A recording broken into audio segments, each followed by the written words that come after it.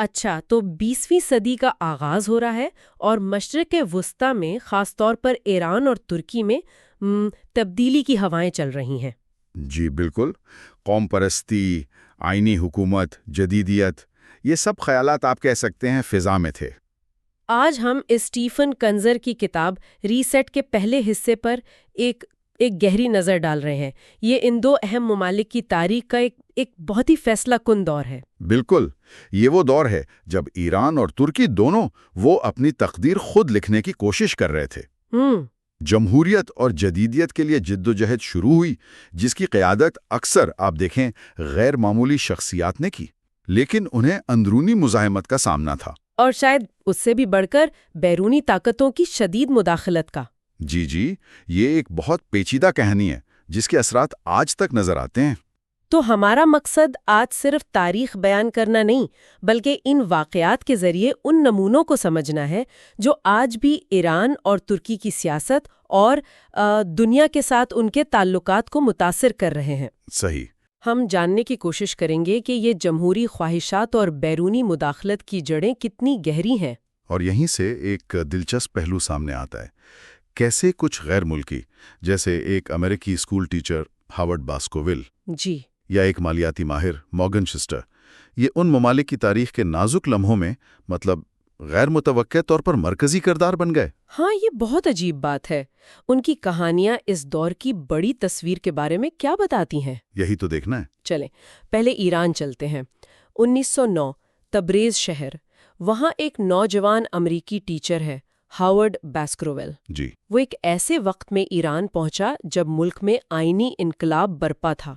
جمہوریت کے لیے ایک ابتدائی بڑی پرجوش کوشش تھی۔ اور تبریز تو اس انقلاب کا آپ کہہ لیں دل تھا، اور شاہ کی وفادار فوجوں نے شہر کا محاصرہ کیا ہوا تھا۔ باسکروول نے اپنی آنکھوں سے دیکھا کہ لوگ بھوک، بیماری اور جبر کا شکار ہیں۔ اور اسے خاص طور پہ اس بات پر شدید غصہ تھا کہ برطانیہ اور روس، جنہوں نے ایران کو اپنے درمیان تقسیم کر رکھا تھا۔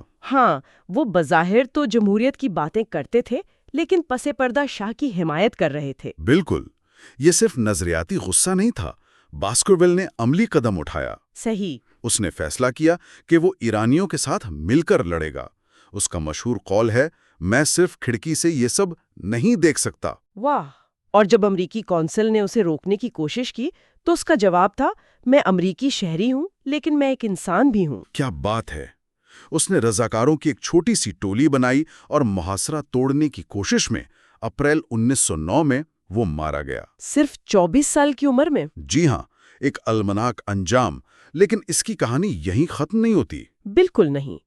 ایران میں آج بھی باسکوول کو ایک ہیرو کے طور پر یاد کیا جاتا ہے۔ جی، اس کے نام پر جگہ ہیں، اس کا مجسمہ ہے۔ جی، وہ ایک علامت بن گیا ایرانیوں کی اپنی آزادی کی جدوجہد کی، اور شاید اس بات کی بھی کہ بیرونی مداخلت شروع دن سے ہی ان کی راہ میں کیسے رکاوٹ بنتی رہی ہے۔ بالکل صحیح کہا۔ باسکروول کی کہانی ایران میں جمہوریت کے لیے مقامی اندرونی خواہش کو اجاگر کرتی ہے۔ یہ کوئی باہر سے لایا ہوا نظریہ نہیں تھا، یہ اندر سے اٹھنے والی آواز تھی۔ لیکن یہ کہانی یہ بھی دکھاتی ہے کہ یہ آواز کتنی جلدی بیرونی طاقتوں کے مفادات کی بھیٹ چڑھ سکتی تھی۔ اور یہ ایک نمونہ ہے جو ہمیں آگے بھی نظر آئے گا۔ یقیناً۔ صرف 2 سال بعد 1911 میں ایک اور امریکی ایران کی کہانی میں داخل ہوتا ہے، مورگن شسٹر۔ اچھا۔ اس بار صورتحال مختلف تھی۔ ایرانی پارلیمنٹ مالی طور پر بالکل دیوالیہ ہونے کے قریب تھی۔ اور برطانیہ اور روس کا شکنجہ سخت ہوتا جا رہا تھا۔ ایک مایوس کن لیکن آپ کہیں جرت مندانہ قدم کے طور پر پارلیمنٹ نے شسٹر کو ملک کا خزانچی جنرل مقرر کیا۔ ایک امریکی کا انتخاب، یہ دلچسپ ہے۔ شاید وہ امریکہ کی مثال سے متاثر تھے، ایک سابق نوآبادی جو ایک بڑی طاقت سے آزاد ہوئی تھی۔ ہو سکتا ہے انہیں امید تھی کہ ایک غیر جانبدار امریکی ماہر مالیات ملک کو معاشی طور پر مستحکم کر کے اس کی خود مختاری بچا سکتا ہے۔ تو شسٹر کا مشن تھا ٹیکس وصولی کا نظام سخت اور منصفانہ بنانا۔ اور شسٹر نے آتے ہی تہلکہ مچا دیا۔ اس نے روسی اور برطانوی سفارتکاروں کو مکمل نظر انداز کیا، جو اس وقت ایران میں اصل طاقت سمجھے جاتے تھے۔ اچھا۔ جی، اس نے ان امیر اور طاقتور ایرانیوں پر ہاتھ ڈالا جو غیر ملکی تحفظ کی آڑ میں ٹیکس نہیں دیتے تھے۔ تو یہ تو براہ راست روس اور برطانیہ کے مفادات کو چیلنج کرنے والی بات تھی۔ بالکل۔ یہاں کلیدی نقطہ مالی خود مختاری کا ہے۔ شسٹر سمجھتا تھا، اور شاید ایرانی پارلیمنٹ بھی سمجھتی تھی، کہ جب تک ملک مالی طور پر دوسروں پر انحصار کرتا ہے، سیاسی آزادی وہ بے معنی ہے۔ صحیح۔ لیکن یہی بات روس اور برطانیہ کے لیے ناقابل قبول تھی۔ وہ ایران کو اپنے حلقے اثر میں رکھنا چاہتے تھے، اور ایک مالی طور پر خود مختار ایران ان کے کنٹرول سے باہر ہو جاتا۔ تو نتیجہ وہی ہوا جو ہونا تھا۔ روس نے الٹیمیٹم دیا، شسٹر کو نکالو ورنہ ہم تہران پر قبضہ کر لیں گے۔ او خدایا! پارلیمنٹ نے مزاحمت کی، شسٹر ایک قومی ہیرو بن گیا، لیکن آخرکار روسی دباؤ کامیاب رہا۔ یعنی روسی فوجیں داخل ہوئیں، پارلیمنٹ تحلیل کر دی گئی اور شسٹر کو ملک چھوڑنا پڑا۔ شسٹر کا تجربہ تو بیسکروویل کی کہانی سے بھی زیادہ واضح طور پر دکھاتا ہے کہ کس طرح بیرونی طاقتوں نے ایران کی ابتدائی جمہوری اور خود مختار کوششوں کو کچل دی۔ جی، یہ صرف ایک فرد کی ناکامی نہیں تھی، یہ ایک اصول کی شکست تھی کہ ایک کمزور ملک بڑی طاقتوں کے کھیل میں اپنی راہ خود متعین نہیں کر سکتا۔ اور اس واقعے نے یقیناً ایرانی قوم پرستی کو مزید ہوا دی ہوگی۔ بالکل، اور مستقبل کے عدم اعتماد کی بنیاد رکھی۔ اور اسی دوران پس منظر میں ایک اور طاقتور عنصر کام کر رہا تھا، تیل۔ تیل۔ 1901 میں ولیم نوکس ڈیارسی نامی ایک برطانوی نے شاہ سے ایک ناقابل یقین حد تک وسیع رعایت حاصل کی تھی۔ جی، میں نے پڑھا ہے۔ تقریباً پورے ایران میں تیل نکالنے اور بیچنے کے خصوصی حقوق، بہت ہی معمولی قیمت پر۔ جب 1908 میں تیل دریافت ہوا تو اس کی اہمیت فوری طور پر واضح ہو گئی، خاص طور پر برطانیہ کے لیے۔ ہاں، کیونکہ ان کی بحریہ کوئلے سے تیل پر منتقل ہو رہی تھی۔ ونسٹن چرچل نے اسے پریوں کی کہانی کا انعام کہا تھا۔ صحیح، اور پہلے جنگ عظیم نے تیل کی اسٹریٹجک اہمیت کو اور بھی بڑھا دیا۔ ایران کا کنٹرول اب برطانیہ کے لیے صرف علاقائی نہیں بلکہ عالمی اہمیت کا حامل ہو گیا تھا۔ بالکل۔ جنگ کے بعد جب روس بالشوک انقلاب کی وجہ سے کمزور ہوا، برطانیہ نے ایران پر اپنا کنٹرول مکمل کرنے کی کوشش کی۔ لارڈ کرزن لارڈ کرزن نے 1919 میں اینگلو فارسی معاہدہ پیش کیا، جس کا مقصد ایران کو عملی طور پر ایک برطانوی پروٹیکٹوریٹ بنانا تھا۔ لیکن یہاں ایرانی قوم پرستی نے پھر سر اٹھایا۔ عوام، پریس، علماء، سب نے اس معاہدے کی شدید مخالفت کی۔ یہاں تک کہ ایک سزا کمیٹی نامی گروہ نے معاہدے کے حامیوں کو قتل کرنا شروع کر دیا۔ اچھا؟ جی، عوامی دباؤ اتنا شدید تھا کہ پارلیمنٹ نے معاہدے کی توثیق سے انکار کر دیا۔ یہ اہم ہے کیونکہ یہ ظاہر کرتا ہے کہ براہ راست نوآبادیاتی کنٹرول اب شاید ممکن نہیں رہا تھا۔ برطانیہ کو پیچھے ہٹنا پڑا، لیکن اس نے ایران پر اثر انداز ہونے کے دوسرے بالواسطہ طریقے تلاش کرنا شروع کر دیے، جیسا کہ ہم بعد میں رضا خان کے عروج میں دیکھیں گے۔ بالکل۔ ایران کی کہانی میں یہ بیرونی مداخلت اور اندرونی مزاحمت کا کھیل یہ مسلسل جاری رہتا ہے۔ جی ہاں، اور جب ایران ان حالات سے گزر رہا تھا تو پڑوس میں سلطنت عثمانیہ، جسے یورپ کا بیمار آدمی کہا جاتا تھا، وہ اپنے وجود کی جنگ لڑ رہی تھی۔ اور وہاں ایک اور غیر معمولی شخصیت ابھر رہی تھی، مصطفیٰ کمال۔ مصطفیٰ کمال، جو بعد میں اتا ترک کہلائے۔ ان کی ابتدائی زندگی ہی سے ان میں ایک باغیانہ اور جدیدیت پسند روح نظر آتی ہے۔ وہ سلطنت عثمانیہ کے جمود سے بیزار تھے۔ جی، اور ترکی کو ایک جدید مغربی طرز کی ریاست بنانے کا جنون رکھتے تھے۔ ان کے خیالات کو سالونیکا اور استنبول جیسے شہروں نے جلا بخشی، اور پھر بلغاریہ میں بطور ملٹری اٹیشی تعیناتی نے، جہاں انہوں نے ایک نئی آزاد قوم کا جوش و خروش دیکھا۔ ان کی شخصیت بھی غیر معمولی تھی، شدید خود اعتمادی، بلکہ ایک طرح کی خود پسندی بھی، اور اپنے مقاصد کے حصول کے لیے غیر معمولی عزم۔ بالکل۔ پہلی جنگ عظیم کے دوران گیلی پولی کی جنگ نے انہیں ایک قومی ہیرو بنا دیا۔ لیکن جنگ میں سلطنت عثمانیہ کی شکست کے بعد ترکی کا مستقبل تاریک نظر آ رہا تھا۔ اتحادی طاقتیں برطانیہ، فرانس، اٹلی، یونان، وہ سب اناطولیہ کو آپس میں بانٹنے کا منصوبہ بنا رہی تھی۔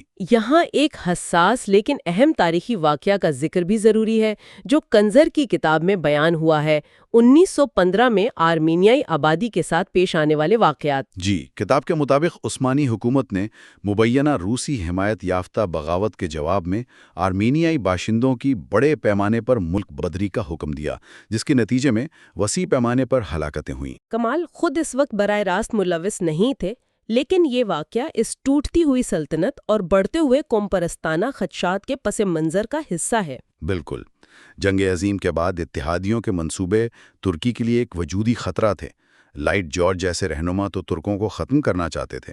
یونانی فوج ازمیر میں داخل ہو گئی، فرانسیسی اور اطالوی بھی حصے بکھرے کرنے کو تیار تھے۔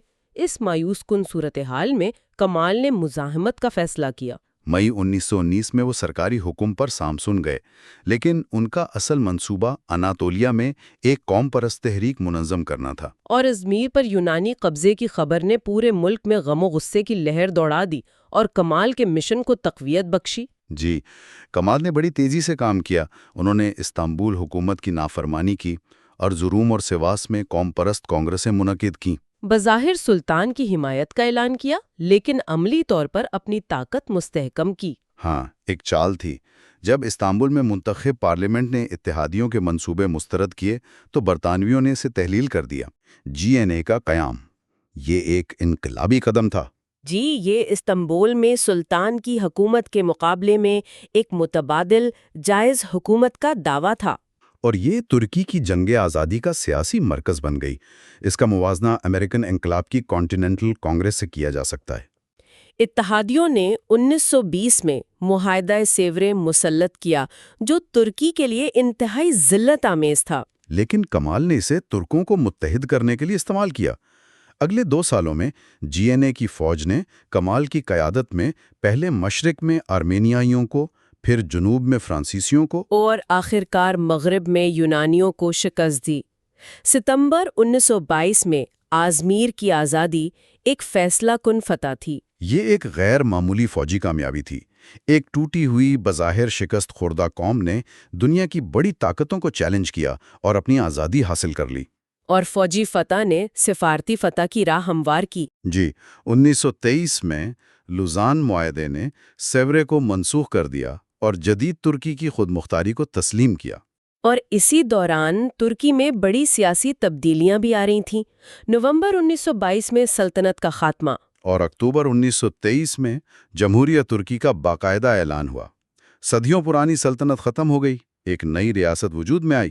یہیں پر ایران اور ترکی کی کہانیاں ایک بار پھر متوازی چلتی نظر آتی ہیں۔ جی، جس وقت کمال ترکی میں اقتدار مستحکم کر رہے تھے، ایران میں ایک اور فوجی افسر رضا خان طاقت پکڑ رہا تھا۔ 1923 میں اس نے آخری قاجار شاہ کو ملک بدر کیا۔ اور 1925-26 میں خود پہلوی خاندان کی بنیاد رکھتے ہوئے شاہ بن گیا۔ یہ محض اتفاق نہیں لگتا۔ 20ویں صدی کا اوائل دنیا بھر میں قوم سازی اور طاقتور رہنماؤں کی عروج کا دور تھا۔ بالکل، پہلی جنگ عظیم کے بعد پیدا ہونے والے خلا میں ترکی اور ایران دونوں میں ایسے رہنما سامنے آئے جو اپنے ممالک کو ماضی کے بوجھ سے نکال کر تیزی سے جدید بنانا چاہتے تھے، چاہے اس کے لیے آمرانہ طریقے ہی کیوں نہ اپنانے پڑیں۔ جی ہاں، رضا شاہ کی 1926 کی تاجپوشی اس کی سوچ کی عکاس تھی۔ اس نے جان بوجھ کر اسلامی روایات کو پس پشت ڈال کر ایک مغربی طرز کی تقریب منعقد کی اور قبلہ اسلام فارسی شہنشاہوں کی شان و شوکت کو اپنانے کی کوشش کی۔ یہ ماضی سے ایک واضح اور علامتی طور پر ناتا توڑنا تھا۔ تو اب ہمارے پاس 2 طاقتور رہنما ہیں، کمال اتا ترک اور رضا شاہ، جن کا مشن ایک جیسا ہے، اپنے پسماندہ ناخواندہ معاشروں کو بدلنا۔ اور دونوں مذہبی قدامت پسندی کو ترقی کی راہ میں سب سے بڑی رکاوٹ سمجھتے ہیں۔ لیکن ان کی شخصیات اور حالات میں فرق تھا۔ کمال زیادہ تعلیم یافتہ تھا، دنیا دیدہ تھا، اور اسے ترکی میں پہلے سے جاری اصلاحات کی بنیاد ملی تھی۔ اور سب سے اہم بات، ترکی مکمل آزاد تھا، جبکہ ایران اب بھی بیرونی اثر و رسوخ کا شکار تھا۔ ایک اور اہم فرق، ترکی میں سنی علماء ریاست کے زیادہ تابع تھے، جبکہ ایران کے شیعہ علماء تاریخی طور پر زیادہ خود مختار اور مزاحمتی رہے ہیں۔ بالکل، ان فرقوں کا اثر ان کی اصلاحات میں نظر آتا ہے۔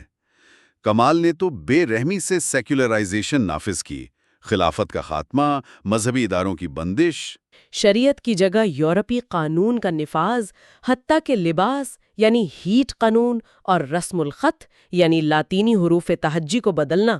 یہ مسلم دنیا میں ایک بے مثال ثقافتی انقلاب تھا۔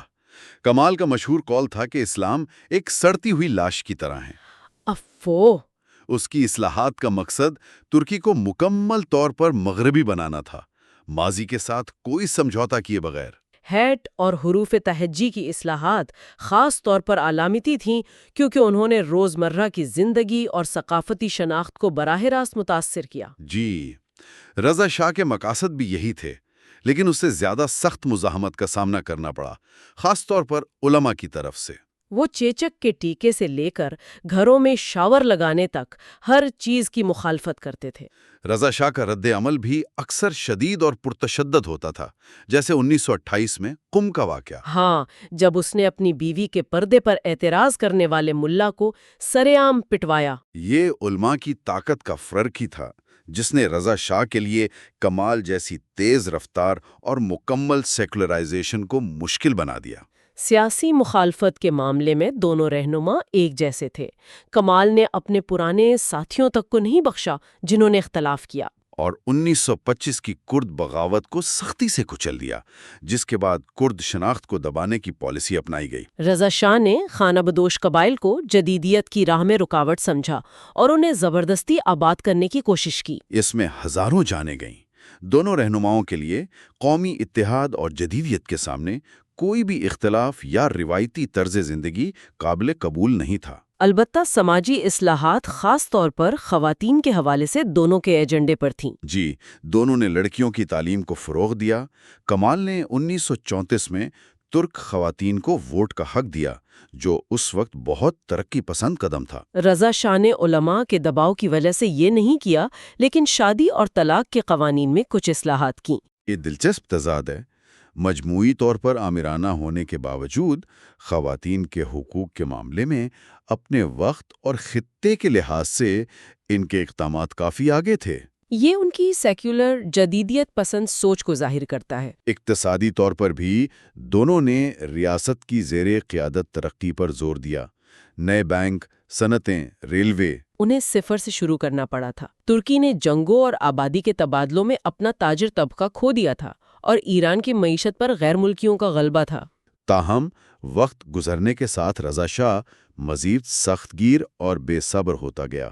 1935 میں مشہد کے مزار پر مظاہرین کا قتل عام، اور پھر 1936 میں پردے پر مکمل پابندی۔ یہ ایسے اقدامات تھے جو کمال کی اصلاحات سے بھی زیادہ بنیاد پرست اور زبردستی نافذ کیے گئے۔ پردے پر پابندی نے ایرانی معاشرے میں ایک زلزلہ پیدا کر دیا۔ دوسری طرف اتاترک اپنے آخری سالوں میں سیاست سے کچھ الگ تھلگ ہو گیا۔ وہ شاید اپنی زندگی بھر کی جدوجہد سے تھک چکا تھا۔ جی، اس نے اقتدار بڑی حد تک اپنے وزیر اعظم عصمت انونو کو منتقل کر دیا تھا۔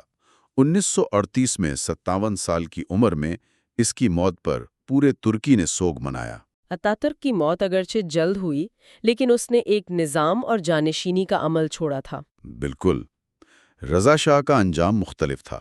دوسری جنگ عظیم کے دوران اس کے جرمنی نواز سمجھے جانے والے رویے کی وجہ سے 1941 میں برطانیہ اور سوویت یونین نے اسے تخت چھوڑنے اور جلاوطن ہونے پر مجبور کر دیا۔ جی، اس کا انتقال 1944 میں جلاوطنی میں ہوا۔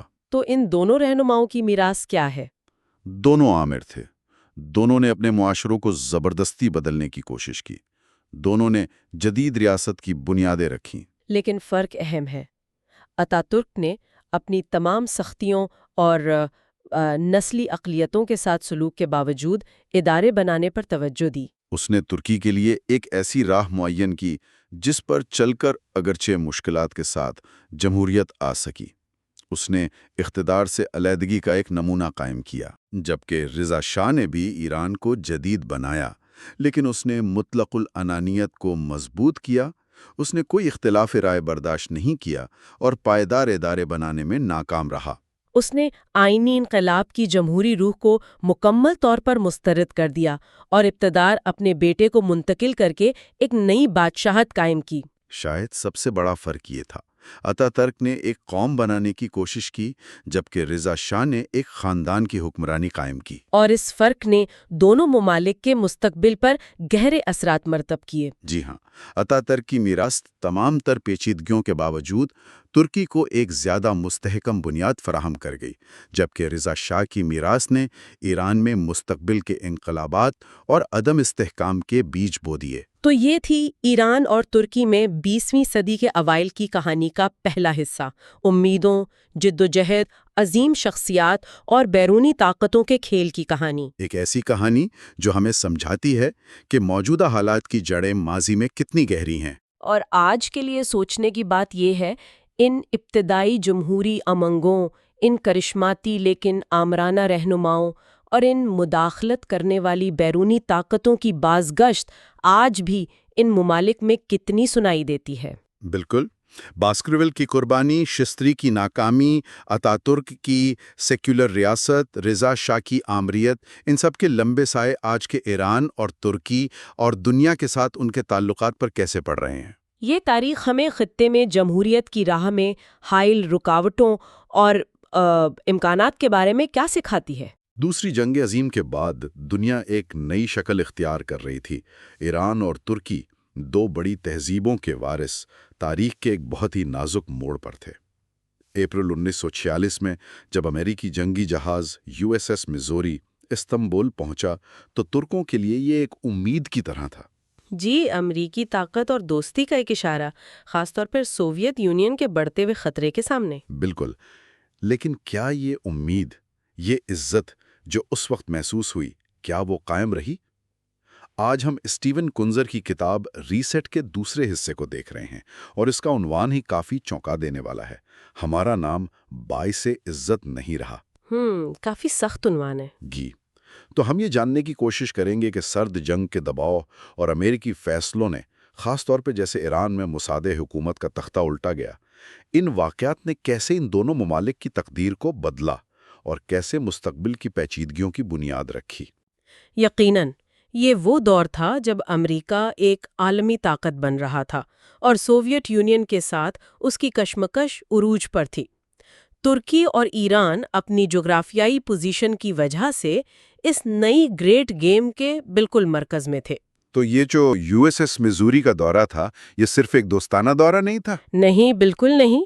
یہ صدر ٹرومن کا اسٹالن کو ایک واضح پیغام تھا، جو اس وقت ترکی سے آبنائے بوسفورس اور دارڈنیلز پر فوجی اڈے مانگ رہا تھا اور ساتھ میں مشرقی صوبوں کی واپسی کا بھی مطالبہ تھا۔ اچھا، تو ترکی کے لیے یہ ایک فیصلہ کن لمحہ تھا۔ اس واقعے نے انہیں مجبور کیا کہ وہ آتا ترک اور اینونو کی جو غیر جانبداری کی پالیسی تھی اسے ترک کر دیں اور مغرب کی طرف جھک جائیں۔ جی ہاں، مغرب کی طرف۔ اور ترک قیادت نے تو فوراً اس موقع کو قبول کر لیا ہوگا۔ ٹرومن نظریے کے تحت جو بھاری امریکی امداد ملی، بالکل، اس امداد نے انہیں سوویت دباؤ کا مقابلہ کرنے کے قابل بنایا، اور پھر 1952 میں ناٹو کی رکنیت ملنا تو جیسے ایک بہت بڑی کامیابی تھی۔ ایک طرح سے ان کی مغربی شناخت اور سلامتی کی ضمانت بن گئی۔ جی، اور ترکی نے خود کو ایک یورپی طاقت کے طور پر دیکھنا شروع کر دیا۔ اور پھر کوریا کے جنگ میں ترک بریگیڈ کا کردار، اس نے بھی اس شراکت داری کو مضبوط کیا ہوگا۔ بہت زیادہ۔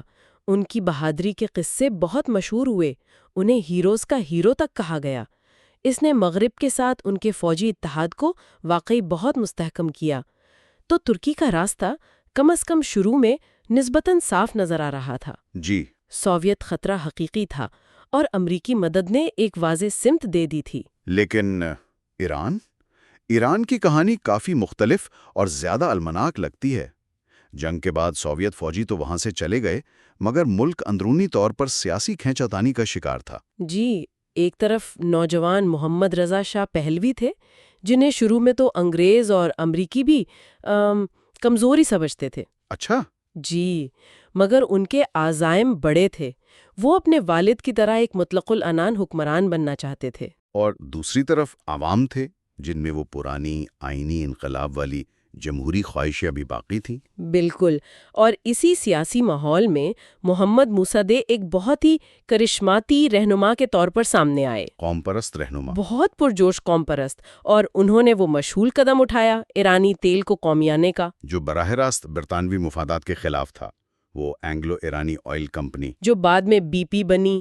وہ عملی طور پر ایران کے تیل کے وسائل پر قابض تھی، تو برطانیہ نے سخت رد عمل دکھایا، اقتصادی پابندیاں، بحری ناکہ بندی، اور سنا ہے پارلیمنٹ میں رشوت دینے کی بھی کوشش کی۔ جی ہاں، موسیٰ کو ہٹانے کے لیے یہ سب کوششیں کیں لیکن ناکام رہیں۔ تو یہاں امریکہ کا کردار کیسے سامنے آیا؟ دیکھیں، جب برطانیہ ناکام ہو گیا تو انہوں نے امریکہ سے مدد مانگی۔ صدر ٹرومن نے تو انکار کر دیا تھا، وہ شاید اسے برطانوی سامراجی ضد کا معاملہ سمجھتے تھے۔ شاید۔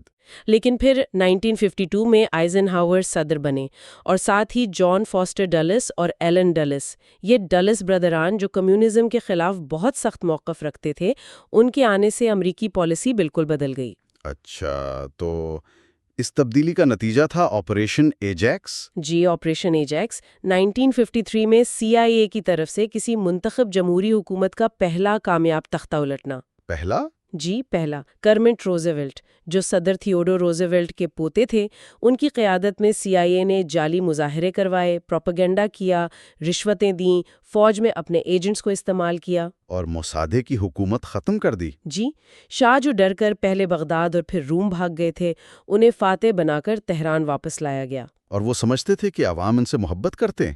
ہاں، کتاب میں ذکر ہے کہ وہ یہی سمجھے، وہ مجھ سے محبت کرتے ہیں، حالانکہ حقیقت بالکل مختلف تھی۔ موساد کو گرفتار کیا گیا، مقدمہ چلا، اور پھر باقی زندگی گھر پر نظر بند رکھا گیا۔ کنزر یہاں یہ بات بہت واضح کرتے ہیں کہ یہ صرف ایک حکومت کا خاتمہ نہیں تھا، یہ ایران کی جو نئی جمہوریت تھی اس کا قتل تھا۔ بالکل، اس نے نہ صرف ایک مقبول آئینی طور پر منتخب رہنما کو ہٹایا، بلکہ امریکہ کو ایران میں سب سے زیادہ بااثر اور بہت سے لوگوں کے لیے ایک قابض غیر ملکی طاقت بنا دیا۔ اور یہیں سے امریکہ مخالف جذبات کی بنیاد پڑی، جس کا نتیجہ پھر دہائیوں بعد 1979 کے انقلاب میں نکلا۔ وہ جملہ جو بہت سے ایرانی کہتے ہیں، ہمارے پاس ایک بار جمہوریت تھی لیکن تم نے ہم سے چھین لی۔ جی، یہ اسی گہری شکایت کی عکاسی ہے، اور یہ واقعی ایک تضاد ہے کہ جس وقت ایران میں یہ سب ہو رہا تھا، تقریباً اسی وقت ترکی میں عصمت انونو نے کثیر الجماعتی انتخابات کی اجازت دی۔ اچھا۔ جی، 1950 میں عدنان مندریز کی ڈیموکریٹ پارٹی جیت گئی، اگرچہ ترکی میں بھی بعد میں مسائل آئے، جمہوری عمل رکا۔ ہاں، وہ مندریز حکومت پر آمرانہ رویوں کے الزامات لگے اور پھر 1960 کی فوجی بغاوت ہوئی۔ بالکل، لیکن وہاں کم از کم جمہوری تجربات کسی نہ کسی شکل میں چلتے رہے۔ ایران میں 1953 کے بعد شاہ کی آمریت امریکی حمایت سے مضبوط تر ہوتی چلی گئی۔ اور یہیں سے کتاب کا 5واں باب شروع ہوتا ہے، زمین پر فساد پھیلانے والے۔ یہ ان فیصلوں کے جو طویل مدتی نتائج تھے ان کو بیان کرتا ہے۔ جی، 1953 کے بعد ایران عملی طور پر امریکی اثر و رسوخ میں آ گیا۔ آئزن ہاور انتظامیہ نے شاہ کو مضبوط کرنے کے لیے اربوں ڈالر دیے۔ بعد میں صدر جانسن بھی شاہ کو مشرق وسطی میں امریکی مفادات کا ایک اہم ستون سمجھتے رہے۔ پھر شاہ نے وہ سفید انقلاب شروع کیا 1963 میں۔ اس میں کچھ اصلاحات تو تھیں، جیسے زمین کی تقسیم، تعلیم، خواتین کو ووٹ کا حق۔ ہاں، بظاہر اصلاحات تھیں، لیکن ان کا نفاذ بالکل آمرانہ تھا۔ مثال کے طور پر ریفرنڈم ہوا تو حکومت نے کہا 99.9% حمایت ملی ہے، کوئی مخالفت برداشت نہیں کی جاتی تھی۔ یہ اوپر سے مسلط کی گئی چیزیں تھیں، عوام کی شرکت سے نہیں۔ اور اسی ماحول میں وہ ایک نئی مذہبی آواز ابھری، آیت اللہ خمینی کی۔ کا اسٹیٹس آف فورسز معاہدہ بنا۔ اچھا، وہ کیا تھا؟ اس قانون کے تحت ایران میں جو امریکی فوجی اور ان کے گھر والے تھے، انہیں ایرانی عدالتوں سے مکمل استثناء مل گیا، یعنی ان پر ایرانی قانون لاگو نہیں ہوتا تھا۔ خمینی نے اسے ایران کی خود مختاری پر حملہ اور قومی توہین قرار دیا۔ انہوں نے شاہ پر شدید تنقید کی، انہیں امریکہ کا کٹ پتلی کہا، جس کی وجہ سے انہیں ملک بدر کر دیا گیا۔ بالکل، پہلے گرفتار کیا گیا، پھر 1964 میں ملک بدر کر کے ترکی بھیجا، پھر وہ عراق گئے اور آخر میں پیرس۔ اس جلاوطنی نے انہیں، جیسا کہ ایک امریکی سفارتکار نے کہا بھی تھا، شہادت کا ایک نیا حالہ دے دیا اور وہ شاہ مخالف تحریک کی سب سے بڑی علامت بن گئے۔ اور اسی دوران شاہ کی حکومت کا جبر بڑھتا گیا، خاص طور پر وہ بدنام زمانہ خفیہ پولیس ساواگ کے ذریعے۔ جی، ایمنسٹی انٹرنیشنل نے 1975 میں ایران کو انسانی حقوق کی خلاف ورزیوں میں دنیا کے بدترین ممالک میں شمار کیا۔ اور امریکہ کا رد عمل؟ سرد جنگ کے مفادات؟ بالکل۔ امریکی حکومتیں ساواگ کی بربریت کو یا تو نظر انداز کرتی رہیں یا کم اہمیت دیتی رہیں۔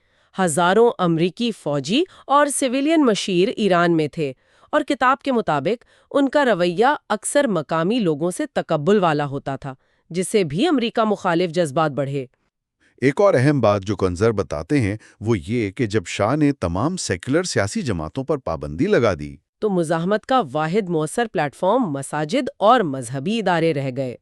اچھا، تو لبرل اور قوم پرست مخالفین بھی مذہبی قیادت کے پیچھے آ گئے؟ جی، آہستہ آہستہ ایسا ہی ہوا۔ اس نے آنے والے انقلاب کو ایک واضح اسلامی رنگ دیا۔ پھر صدر کارٹر آئے، ان کی پالیسی میں کچھ تضاد نظر آتا ہے، انسانی حقوق پر زور لیکن شاہ کی حمایت بھی جاری۔ جی ہاں، بالکل۔ ایک طرف انسانی حقوق کی بات، دوسری طرف شاہ کی تصویراتی اہمیت کی وجہ سے حمایت جاری رکھی، یہاں تک کہ انہیں جدید AWACS جاسوس طیارے بھی بیچے۔ اور جب کارٹر کے دباؤ پر شاہ نے 1977 میں کچھ سیاسی نرمی دکھائی تو اس کا الٹا اثر ہوا۔ جی، ملک بھر میں مظاہروں کا ایک سلسلہ شروع ہو گیا جو پھر رکا نہیں۔ اور ستم ظریفی دیکھیں، دسمبر 1978 کے آخر میں جب انقلاب بس ہونے ہی والا تھا، کارٹر تہران میں کہہ رہے تھے کہ ایران استحکام کا جزیرہ ہے۔ ہاں، یہ بیان حقیقت سے بہت ہی دور تھا۔ چند ہفتوں میں شاہ کو بھاگنا پڑا۔ تو یہ 1979 کا انقلاب کوئی اچانک واقعہ نہیں تھا۔ یہ 1939 سے شروع ہونے والے واقعات، دہائیوں کے جبر اور امریکہ مخالف ناراضگی کا نتیجہ تھا۔ اسی دوران ترکی کا راستہ بھی آسان نہیں تھا، وہاں بھی اتار چڑھاؤ رہے۔ 1960 کی فوجی بغاوت کے بعد جمہوریت تو بحال ہوئی، معاشرے میں کچھ کھلاپن آیا۔ جی، دانشور طبقہ متحرک ہوا، لاکھوں لوگ مہمان کارکن بن کر یورپ گئے، نئے خیالات لائے، لیکن وہاں بھی امریکہ مخالف جذبات بڑھ رہے تھے۔ اس کی کیا وجوہات تھیں؟ امریکی فوجی اڈے؟ ہاں، امریکی فوجی اڈوں کی موجودگی، ویتنام جنگ پر غصہ، اور خاص طور پر 1964 کا قپرس بحران۔ اچھا، وہ جانسن کا خط؟ جی، صدر جانسن نے ترک وزیر اعظم کو بہت سخت خط لکھا، قبرص میں مداخلت پر دھمکی دی۔ اسے ترکی میں قومی توہین سمجھا گیا۔ پھر 1969 میں امریکی بیڑے USS فورسٹل کے دورے پر بھی شدید احتجاج ہوا۔ اور 70 کی دہائی کے آخر میں تو ترکی میں سیاسی تشدد بہت بڑھ گیا تھا۔ بہت زیادہ۔ دائیں اور بائیں بازو کے گروہوں میں خونی تصادم روز کا معمول تھا۔ روز درجنوں لوگ مارے جا رہے تھے۔ معیشت خراب تھی، حکومت مفلوج تھی۔ اور شک تھا کہ اس میں غیر ملکی ہاتھ ہے۔ جی، بہت سے ترکوں کو لگتا تھا کہ امریکہ اور سوویت یونین دونوں اس عدم استحکام کو ہوا دے رہے ہیں۔ اسی ماحول میں پھر 1980 کی فوجی بغاوت ہوئی۔ جی، سپٹمبر 1980 میں فوج نے پھر اقتدار سنبھال لیا۔ ان کا کہنا تھا کہ وہ ملک کو تباہی سے بچا رہے ہیں اور ان انتہائی آزادیوں کو ختم کر رہے ہیں جو اس بحران کی وجہ بنی۔ پڑوس میں ایران کے انقلاب کا خوف بھی ایک عنصر تھا۔ چلیں ایران واپس چلتے ہیں۔ انقلاب کے بعد وہ یرغمالی بحران۔ نومبر 1979 میں امریکی سفارت خانے پر قبضہ، 444 دن۔ اس واقعے نے امریکہ کو واقعی ہلا کے رکھ دیا۔ یہ امریکی نفسیات پر ایک گہرا زخم ہے، اور اس میں امریکہ ایران تعلقات میں کبھی نہ ختم ہونے والی تلخی پیدا کر دی۔ کتاب میں وہ بروس لینگن کا مکالمہ ہے اپنے جیلر سے۔ ہاں، وہ بہت اہم ہے۔ لینگن نے کہا، تم ہمیں یرغمال بنانے کی بات کرتے ہو، تم نے تو 1953 میں ہمارے پورے ملک کو یرغمال بنا لیا تھا۔ یہ سیدھا تعلق جوڑتا ہے 1953 کی بغاوت اور 1979 کے بحران میں۔ بالکل۔ اور اس بحران کے بعد امریکہ کی ایران سے نفرت اتنی بڑھی کہ جب 1980 میں عراق نے ایران پر حملہ کیا تو امریکہ نے صدام حسین کی حکومت کی حمایت کی۔ ڈونلڈ رمزفیلڈ بغداد گئے صدام سے ملنے۔ جی، اور جب یہ رپورٹس آئیں کہ عراق کیمیائی ہتھیار استعمال کر رہا ہے ایران کے خلاف، تو امریکہ نے اقوام متحدہ میں تحقیقات کو روکا، بلکہ بعض اوقات الٹا ایران پر ہی الزام لگانے کی کوشش کی۔ یہ 8 سالہ جنگ ایران کے لیے کیسی رہی؟ تباہ کن، لاکھوں جانیں گئیں، معیشت برباد ہو گئی۔ اس نے ایران کے اندر یہ سوچ بھی مضبوط کی کہ انہیں اپنے دفاع کے لیے ہر ممکن صلاحیت بشمول غیر روایتی ہتھیار حاصل کرنی چاہیے، اور امریکہ مخالف جذبات تو اور بھی گہرے ہو گئے۔ پھر 1989 میں آیت اللہ خمینی کی وفات ہوئی، اس کے بعد کچھ تبدیلیاں آئیں؟ جی، بتدریج۔ اسے ایک طرح کا تھرمیڈور کہا جا سکتا ہے، یعنی انقلابی جوش میں کمی۔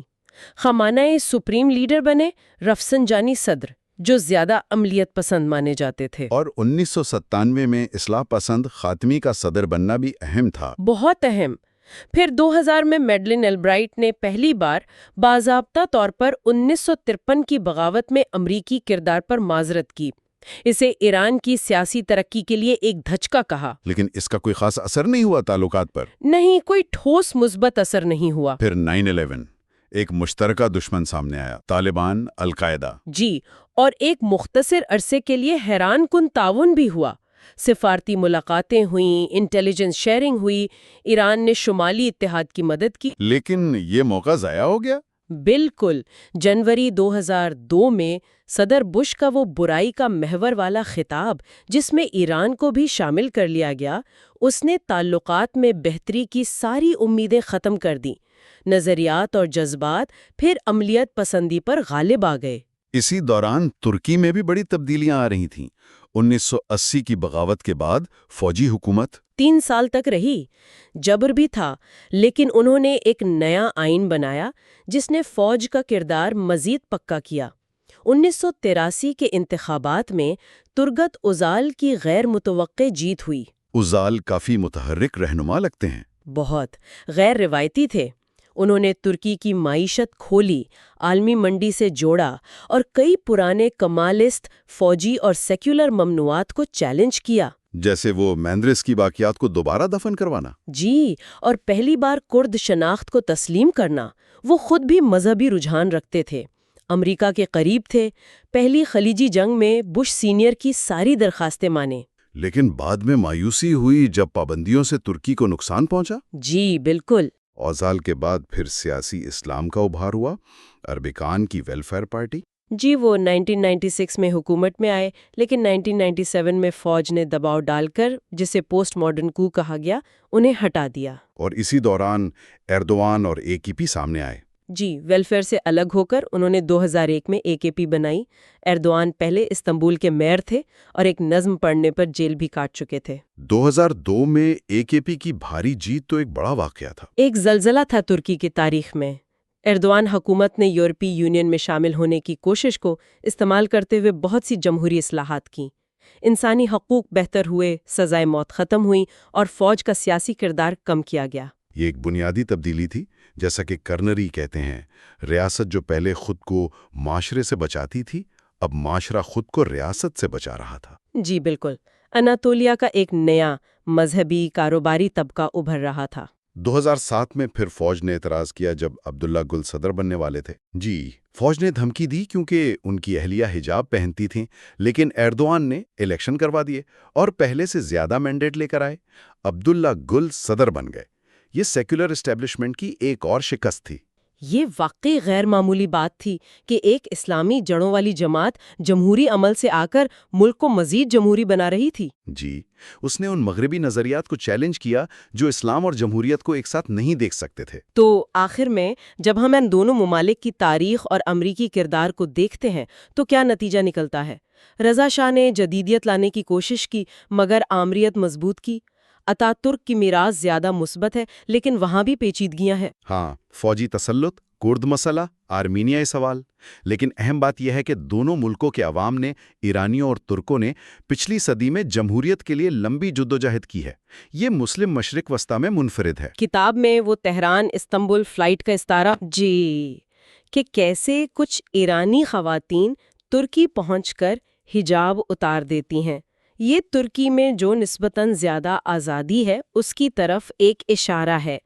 کنزر کا نقطہ یہ ہے کہ ان دونوں ممالک کی تاریخ اور عوام کی جمہوری خواہشات انہیں امریکہ کا فطری شراکت دار بناتی ہیں، چاہے آج حالات کچھ بھی ہوں۔ تو یہ واضح ہے کہ سرد جنگ کے فیصلے، خاص طور پر 1953 میں ایران میں امریکی مداخلت، اس نے نہ صرف ان ممالک کی تقدیر بدلی بلکہ خود امریکہ کے لیے بھی طویل مدتی مسائل پیدا کیے۔ جی، ترکی اتار چڑھاؤ کے باوجود کسی نہ کسی طرح جمہوری راستے پر رہا۔ ایران کی جمہوری امیدیں کچل دی گئیں، جس کا نتیجہ 1979 کے انقلاب اور امریکہ سے گہری دشمنی میں نکلا۔ عنوان واقعی درست لگتا ہے، ہمارا نام باعث عزت نہیں رہا۔ بالکل، اور یہ سوچنے پر مجبور کرتا ہے کہ کیا تاریخ مختلف ہو سکتی تھی اگر 1953 میں امریکہ موسادے کی حمایت کرتا؟ تو آج ایران اور مشرق وسطیٰ کا نقشہ شاید بالکل مختلف ہوتا۔ یہ تاریخ آج بھی اہم ہے کیونکہ یہ بتاتی ہے کہ کیسے وقتی فائدوں کے لیے کیے گئے اقدامات دہائیوں تک غیر ارادی اور تباہ کن نتائج دے سکتے ہیں۔ اور شاید آخری سوال یہی ہے کہ کیا اس طویل تاریخ، ان رنجشوں اور بد اعتمادی کے بعد، کیا مستقبل میں امریکہ، ایران اور ترکی کے درمیان حقیقی باہمی احترام اور مشترکہ اقدار پر مبنی شراکت داری ممکن ہے؟ یا ماضی کا بوجھ اتنا زیادہ ہے کہ اسے اتارنا ممکن ہی نہیں؟ یہ ایک بہت بڑا سوال ہے جو یہ سب جاننے کے بعد ذہن میں رہ جاتا ہے۔ آج ہم جن فیصلوں کی بات کر رہے ہیں وہ آج کی خبروں کی گرد میں کہیں کھو گئے لگتے ہیں۔ لیکن کیا واقعی ایسا ہے؟ سوال تو یہی ہے۔ دوسری جنگ عظیم کا اختتام ایک امریکی جنگی جہاز پر، سوچیں ذرا، دنیا کے دو طاقتور رہنماؤں کی ایک خفیہ ملاقات، ایک طرف ویل چیئر پر امریکی صدر روزویلٹ، جی، دوسری طرف عرب کے صحراؤں سے آئے بادشاہ ابن سعود، اور ان کے لیے جہاز کے عرشے پر بھیڑیں ذبح کی جا رہی تھیں۔ یہ تصویر آج کتنی عجیب لگتی ہے نا؟ بالکل عجیب۔ اور اسی ملاقات نے، یا پھر صدر ٹرومن کے ایک پرانے دوست، ایک عام کپڑے فروش کے آنسوؤں نے مشرق وسطیٰ میں امریکہ کے دو ایسے اتحادوں کی بنیاد رکھی جو آج تک قائم ہے، لیکن تضادات سے بھرے ہوئے۔ جی ہاں، تضادات سے بھرپور۔ سعودی عرب اور اسرائیل کے ساتھ امریکہ کے تعلقات، یہ رشتے دیکھیں، یہ سرد جنگ کے زمانے میں بنے تھے۔ تو آج ہم یہی کھوج لگائیں گے کہ وہ فیصلے جو ایک طرح سے بہت دور کے زمانے میں کیے گئے، آج کے مشرق وسطیٰ کو، اس کی پیچیدگیوں کو، اس کے عدم استحکام کو کیسے شکل دے رہے ہیں۔ بالکل۔ کیا یہ صرف تاریخ ہے یا آج کی پالیسی کے لیے آپ کہہ لیں ایک فوری سبق؟ ہاں، یہ سمجھنا بہت ضروری ہے کہ آج جو ہو رہا ہے وہ اچانک نہیں ہے، اس کی جڑیں گہری ہیں۔ تو آئیے ذرا ان جڑوں کو کھودتے ہیں۔ ضرور۔ تو پہلے امریکہ اور سعودی عرب، یہ روزویلٹ اور ابن سعود کی ملاقات، یہ منظر تو سچ میں کسی فلم جیسا لگتا ہے۔ یالتا کانفرنس سے واپسی پر روزویلٹ کا بحری جہاز USS کوئنسی مصر کی گریٹ بٹر لیک میں لنگر انداز ہوا، جی، اور ابن سعود کو دوسرے جہاز USS مرفی پر جدہ سے لایا گیا۔ سنا ہے ان کے ساتھ بھیڑیں بھی تھیں جہاز پر، یہ بات سچ ہے؟ ہاں، یہ تفصیل واقعی کمال کی ہے۔ اصل میں قصہ یہ ہے کہ ابن سعود اپنے ساتھ سینکڑوں ٹن سامان اور 100 بھیڑیں لانا چاہتے تھے۔ 100 بھیڑیں ایک جنگی جہاز پر؟ جی ہاں، امریکی کپتان نے صاف منع کر دیا، بڑی مشکل سے 7 بھیڑوں اور شاہی وفد کو جگہ ملی، اور وہ بھیڑیں امریکی بحریہ کے جہاز کے عرش پر ذبح ہوئیں شاہی باورچیوں کے لیے۔ کمال ہے۔ یہ تو ایک پہلو ہے۔ دوسرا پہلو ثقافتی حیرت کا تھا۔ سعودی وفد امریکی جہاز کی ٹیکنالوجی، طیارہ شکن توپیں، وہ گہرائی تک مار کرنے والے بموں کے مظاہرے دیکھ کر بالکل دنگ رہ گیا۔ اور ایپل پائی بھی تو تھی۔ میں نے پڑھا کہ شاہ ابن سعود کو امریکی کھانوں میں سب سے زیادہ وہی پسند آئی۔ ہاں، یہ بات بھی مشہور ہے، لیکن اصل ملاقات USS کوئنسی پر ہوئی۔ روزویلٹ جو شدید بیمار تھے اور آپ دیکھیں کچھ ہفتوں بعد ہی انتقال کر گئے۔ ہاں، یہ بھی ایک اہم نکتہ ہے۔ انہوں نے ابن سعود کو تحفے میں اپنی ایک اضافی ویل چیئر دی۔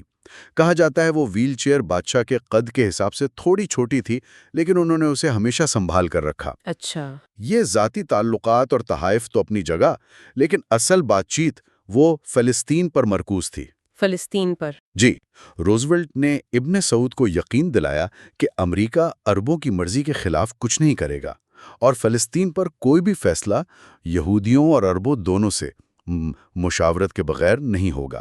اور اسی یقین دہانی نے اس اتحاد کی بنیاد رکھی؟ بالکل، جس کا فارمولا سادہ تھا: سعودی تیل کے بدلے امریکی تحفظ اور دونوں کا کمیونزم کے خلاف مشترکہ محاذ۔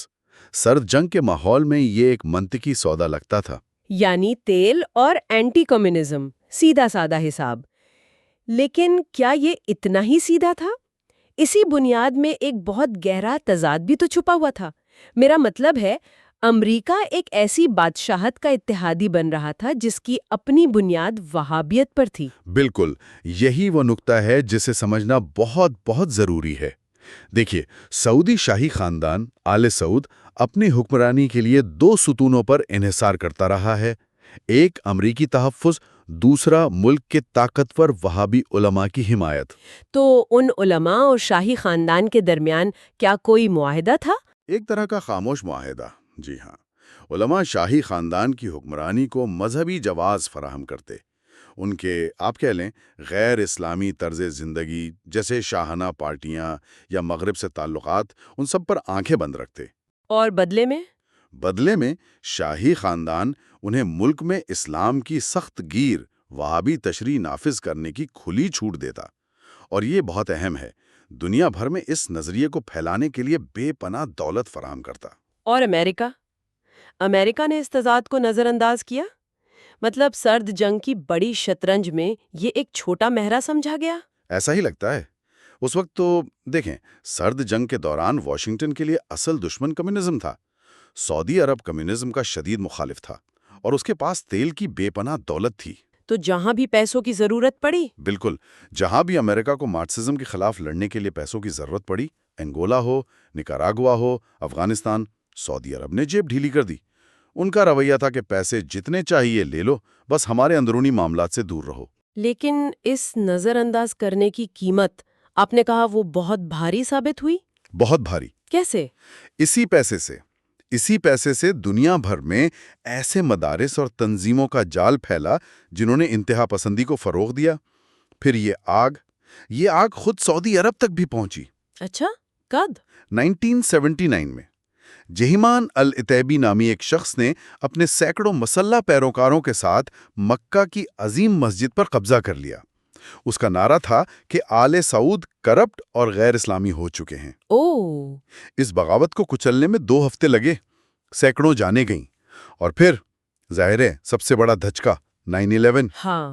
19 ہائی جیکرز میں سے 15 سعودی تھے، ان کا لیڈر اسامہ بن لادن بھی سعودی تھا۔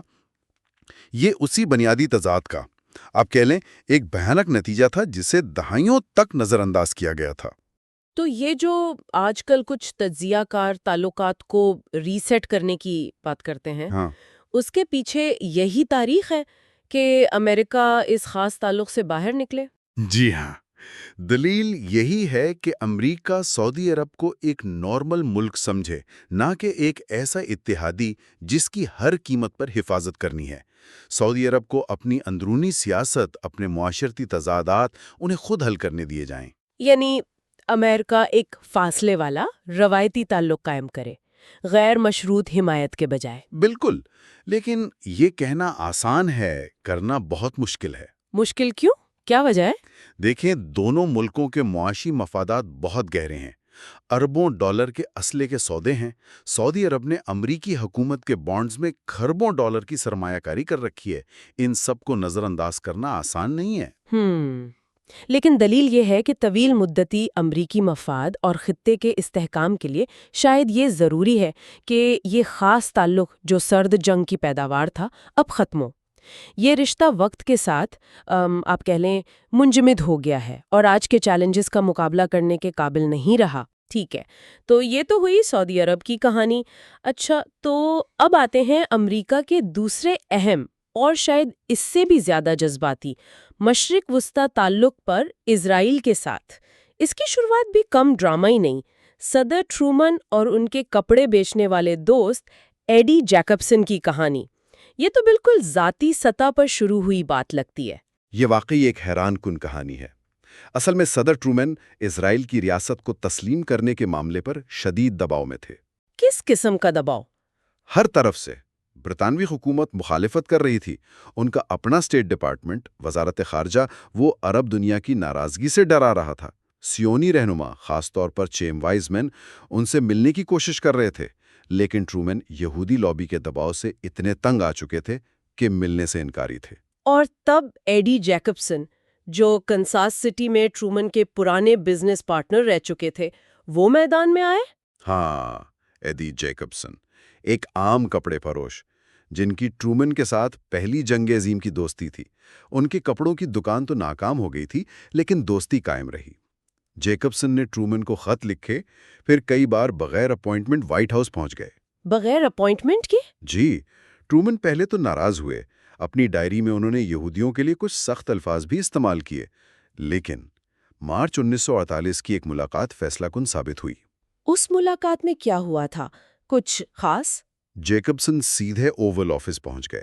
ٹرومن وائزمن سے ملنے سے انکار کر چکے تھے۔ جیکبسن نے کہا، ہیری، تمہارا ہیرو اینڈریو جیکسن ہے، میرا بھی ایک ہیرو ہے، ایک بوڑھا بیمار آدمی چائم وائزمن۔ وہ ہزاروں میل کا سفر کر کے صرف تم سے ملنے آیا ہے، اور تم اس سے صرف اس لیے نہیں ملو گے کہ کچھ یہودی لیڈروں نے تمہاری بے عزتی کی۔ یہ تمہارے جیسا نہیں لگتا۔ اوہ! کہتے ہیں جیکبسن کی آنکھوں میں آنسو تھے۔ ٹرومن کچھ دیر خاموش کھڑکی سے باہر دیکھتے رہے، پھر مڑے اور کہا، ٹھیک ہے، تم جیت گئے گنجے حرامی، میں اس سے ملوں گا۔ کمال ہے، ایک ذاتی لمحہ جس نے تاریخ بدل دی۔ اور اس ملاقات کے بعد ٹرومن نے اسرائیل کو تسلیم کرنے کا فیصلہ کر لیا۔ بالکل، 14 مئی 1948 کو اسرائیل کے قیام کے اعلان کے صرف 11 منٹ بعد امریکہ نے اسے تسلیم کر لیا۔ 11 منٹ بعد؟ جی، اور یہ صرف سفارتی حمایت نہیں تھی۔ امریکی یہودی کمیونٹی نے بڑے پیمانے پر فنڈ ریزنگ کی، اسلحہ خریدا گیا اور خفیہ طور پر فلسطین پہنچایا گیا۔ اچھا، اس میں کون لوگ شامل تھے؟ اس میں بگزی سیگل جیسے بدنام زمانہ گینگسٹرز اور فرینک سیناترا جیسی مشہور شخصیات نے بھی کردار ادا کیا۔ ایک قصہ تو بہت مشہور ہے کہ سیناترا نے نیو یارک کے ایک کلب میں گانے کے بعد کیش سے بھرا ایک سوٹ کیس خود ایک کشتی تک پہنچایا جو فلسطین میں یہودی جنگجوؤں کے لیے اسلحہ لے جا رہی تھی۔ واقعی؟ فرینک سیناترا؟ جی، تو ابتدا میں یہ حمایت زیادہ تر جذباتی ہمدردی پر مبنی تھی، آپ کہہ سکتی ہیں۔ لیکن پھر یہ اسٹریٹجک بن گئی؟ کب اور کیسے؟ بالکل، بہت جلد اس میں اسٹریٹجک پہلو شامل ہو گئے۔ 1956 میں ایک اہم موڑ آیا جب اسرائیلی انٹیلیجنس نے CIA کو سوویت رہنما خروشیف کی وہ خفیہ تقریر فراہم کی۔ کون سی تقریر؟ جس میں انہوں نے اسٹالن کے جرائم کا پردہ فاش کیا تھا۔ یہ CIA کے لیے ایک بہت بڑی کامیابی تھی اور اس نے اسرائیل کی اہمیت کو بطور انٹیلیجنس پارٹنر ثابت کر دیا۔ اچھا، اور اسی سال نہر سویز کا بحران بھی تو ہوا تھا، اس کا کیا کردار تھا؟ ہاں، سویز بحران نے خطے میں طاقت کا توازن بالکل بدل دیا۔ جب برطانیہ اور فرانس نے مصر پر حملہ کیا تو صدر آئزنہاور نے انہیں پیچھے ہٹنے پر مجبور کیا۔ اس سے امریکہ خطے کی سب سے بڑی طاقت بن کر ابھرا۔ برطانیہ اور فرانس کا اثر ختم ہو گیا۔ اور اسرائیل کا کیا ہوا؟ ساتھ ہی اسی جنگ میں اسرائیل کی فوجی طاقت بھی کھول کر سامنے آئی۔ اب واشنگٹن کے لیے حساب آسان ہو گیا۔ مصر سوویت یونین کا اتحادی ہے، اسرائیل مصر کا دشمن ہے، لہٰذا اسرائیل امریکہ کا دوست ہے۔ منطقی۔ اسی دوران امریکی عوام میں بھی اسرائیل کے لیے ہمدردی بڑھی۔ وہ لیون یورس کی کتاب ایکسوڈس اور پھر اس پر بننے والی فلم، اس نے بہت بڑا کردار ادا کیا۔ بہت بڑا کردار۔ ایکسوڈس نے اسرائیل کی کہانی کو آزادی اور بہادری کی ایک رومانوی داستان بنا کر پیش کیا، جس میں یہ بھی کہنا ضروری ہے عرب کرداروں کو منفی انداز میں دکھایا گیا۔ جی، اس نے امریکی عوام، خاص طور پر مسیحی عوام کے ذہنوں میں یہ خیال پختہ کیا کہ امریکہ اور اسرائیل کی اقدار مشترکہ ہیں، دونوں خدا کے منتخب لوگ ہیں۔ اسی زمانے کی بائبل پر مبنی فلموں نے بھی اس تاثر کو گہرا کیا۔ لیکن پھر 1967 کی جنگ آئی، کہا جاتا ہے اس نے سب کچھ بدل دیا۔ جی، 1967 کی 6 روزہ جنگ ایک فیصلہ کن موڑ تھا۔ اسرائیل کی برق رفتار فتح نے اسے ایک کمزور، مدد کے محتاج اتحادی سے ایک طاقتور اسٹریٹجک اثاثے میں تبدیل کر دیا۔ اسٹریٹجک اثاثہ؟ جی، اب وہ صرف ایک دوست نہیں تھا، بلکہ سرد جنگ میں امریکہ کا ایک قیمتی پراکسی بن گیا۔ وہ امریکہ کے لیے وہ کام کر سکتا تھا جو امریکہ خود براہ راست نہیں کرنا چاہتا تھا یا نہیں کر سکتا تھا۔ پراکسی سے کیا مراد ہے؟ مطلب دوسروں کے لیے لڑنا یا؟ ایک طرح سے ہاں، یا وہ کام کرنا جو قانونی یا سیاسی طور پر امریکہ کے لیے مشکل ہو۔ مثال کے طور پر وسطی امریکہ کو دیکھیں، گواٹے مالا، نکاراگوا، ہونڈوراس۔ وہاں کیا ہوا؟ جہاں امریکی کانگریس نے انسانی حقوق کی خلاف ورزیوں کی وجہ سے فوجی امداد پر پابندی لگا کی تھی، وہاں اسرائیل نے ان ممالک کی جابر حکومتوں اور امریکہ کے حمایت یافتہ باغی گروہوں جیسے نکراگوا میں کونٹرا باغی کو اسلحہ فراہم کیا، ان کی افواج کو تربیت دی، انٹیلیجنس سسٹم بنانے میں مدد کی۔ یعنی وہ کام جو امریکہ خود نہیں کر پا رہا تھا وہ اسرائیل کے ذریعے کروایا گیا۔ بالکل، اسے ڈرٹی ورک کہا جاتا تھا۔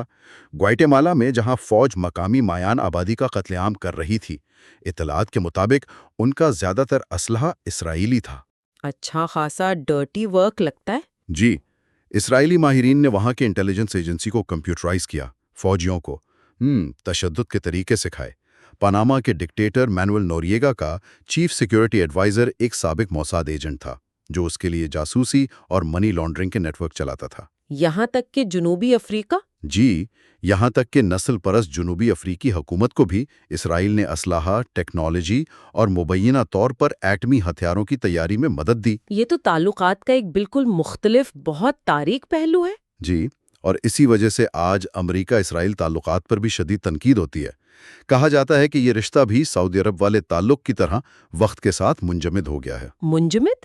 کس طرح؟ اس طرح کہ امریکہ کی غیر متزلزل حمایت نے شاید اسرائیل کو امن کی طرف بڑھنے یا فلسطینی علاقوں پر قبضہ ختم کرنے کی ضرورت محسوس نہیں ہونے دی۔ وہ ایگزوڈس فیکٹر، یعنی امریکی عوام کی وہ غیر مشروط ہمدردی، وہ بھی دہائیوں سے جاری قبضے اور تنازعات کی تصویروں کی وجہ سے کمزور پڑ گئی ہے۔ اور امن اس کا تو کوئی نتیجہ نہیں نکلا۔